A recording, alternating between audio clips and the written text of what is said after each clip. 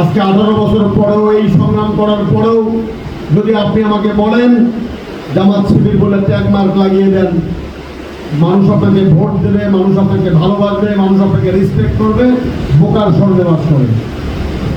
মানুষের স্বপ্নে এখন ভাবে না।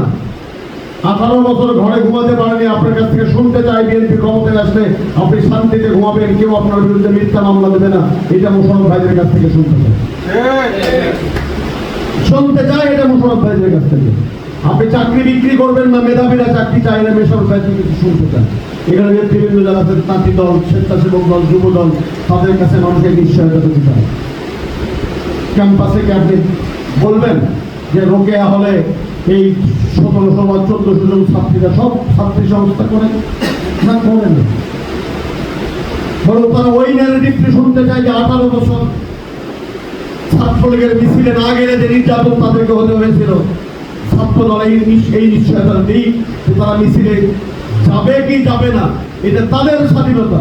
কিন্তু এই যাওয়া না যাওয়ার জন্য তাদের প্রতি নির্যাতন করা হবে না, এই ন্যারেটিভ আমরা দিতে পারিনি, দিতে ব্যর্থ হয়েছি।